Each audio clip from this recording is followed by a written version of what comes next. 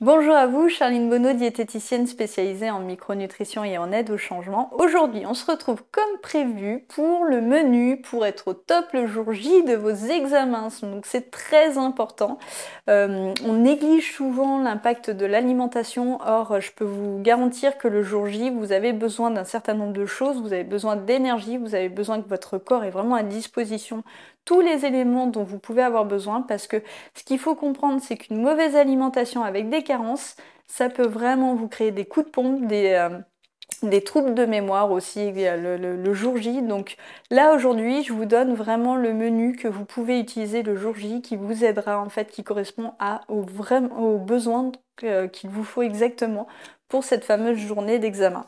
Alors, ça commence déjà par le repas de la veille. Le repas de la veille, moi ce que je vous recommande, c'est de manger un petit peu de poisson, des produits laitiers, en fait des protéines qui vont vous apporter beaucoup de tryptophane. Tout simplement parce que le tryptophane, c'est le précurseur de la sérotonine, donc qui est de l'hormone de l'apaisement en fait le soir et qui est aussi l'hormone qui va être la précurseur de la mélatonine, qui est l'hormone du sommeil. Donc si vous prenez les bons acides aminés le soir, ça va vous permettre d'avoir d'une part moins d'anxiété le soir, donc vous allez être mieux le lendemain matin, mais en plus de ça, une qualité de sommeil qui va être plus importante. Et comme je vous l'ai expliqué hier, le sommeil, c'est primordial. C'est ça qui va aider votre cerveau à se régénérer, c'est ça aussi qui va l'aider à classer les informations. Ça veut dire que le lendemain, vous aurez plus facilement accès à l'information quand vous en aurez besoin. Donc c'est très très important. Donc du poisson, des produits laitiers qui vont être très riches en tryptophane, ce qui va aider le sommeil et la mémoire. Évitez vraiment tout ce qui est viande rouge, donc steak haché, des choses comme ça en fait, tout simplement parce que c'est très riche en tyrosine et la tyrosine, c'est le précurseur qui va permettre de fabriquer en fait la dopamine. Et la dopamine, c'est plutôt ce dont on a besoin le matin pour démarrer. Donc si vous prenez des aliments trop riches en tyrosine le soir avant de vous coucher, vous risquez d'avoir l'effet un peu excitant en fait avant de dormir. Donc c'est absolument pas ce dont vous avez besoin avant de dormir. Donc très important. Des glucides complexes le soir, toujours avec ce repas. Donc typiquement du poisson, un peu de riz complet, des choses comme ça, des pâtes complètes, ce que vous voulez, avec des légumes bien sûr, mais en tout cas un petit peu de féculents complexes, tout simplement parce que ça va aider encore une fois l'assimilation du tryptophane. Donc l'association donc poisson et riz par exemple, avec quelques légumes comme des haricots, des choses comme ça, pour avoir un petit peu de fibres, ça va être vraiment l'idéal pour le repas de la veille avant vos examens.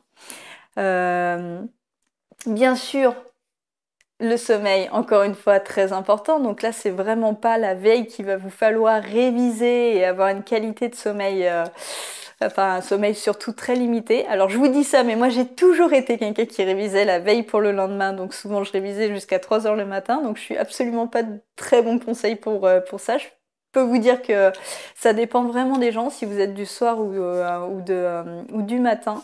Mais globalement, je recommande quand même pas vraiment de suivre mon modèle. Je vous recommande vraiment de réviser dans le temps, de vous faire confiance. Moi, c'est aussi parce que j'étais anxieuse et je pensais que c'était important, qu'il fallait que je révise au dernier moment, mais je suis certaine que j'en avais pas besoin à ce moment-là.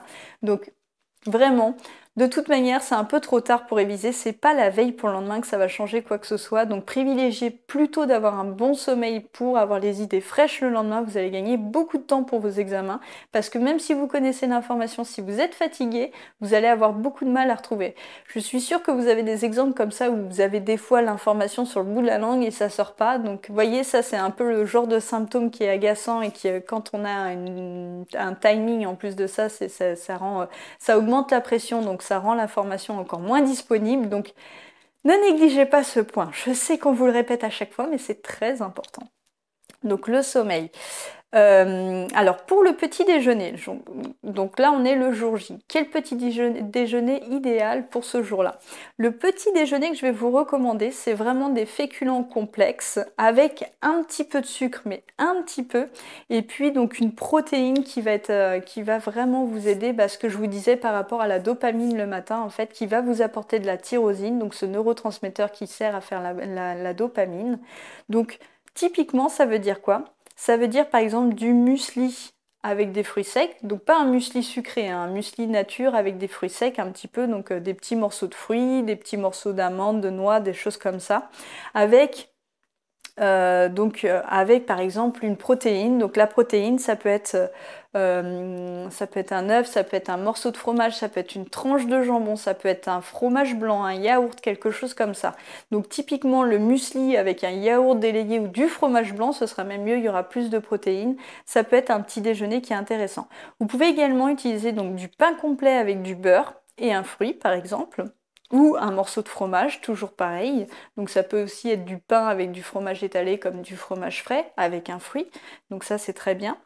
Ça peut être également, alors ça c'est le petit déjeuner que je recommande particulièrement, qui est vraiment le top du top.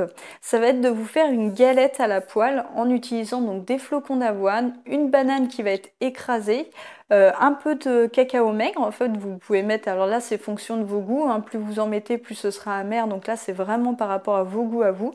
Et vous mettez un œuf en fait, vous mélangez tout ça et vous vous faites une grosse galette dans une poêle en fait. Vous l'étalez, vous l'aplatissez puis vous la faites cuire comme ça à chaque face. C'est très rapide à faire et ça vous apporte tout ce dont vous avez besoin. Donc je répète, le flocon d'avoine, un œuf, une banane écrasée et puis 1 à 2 cuillères à café de cacao maigre. Donc là, vous avez vraiment ce dont vous avez besoin.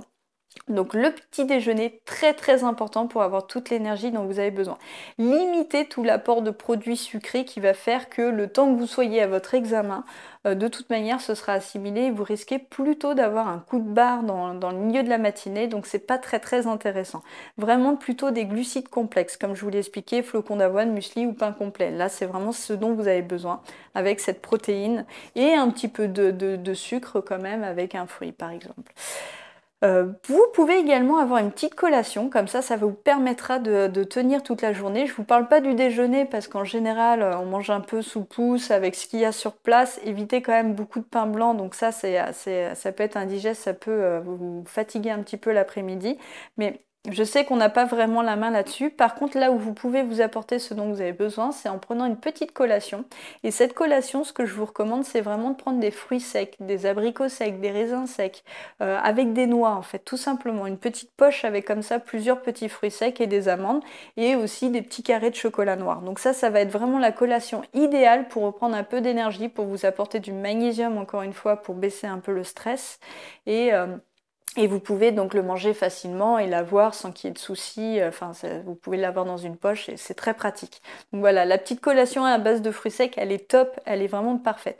N'oubliez pas de boire, c'est très important. Si vous oubliez de boire, vous allez être fatigué. L'eau, c'est vraiment quelque chose dès qu'on en manque, on est très fatigué. Donc n'oubliez pas d'avoir une eau avec vous. Je vous conseille vraiment d'avoir une eau riche en magnésium, encore une fois, la rosana, des choses comme ça.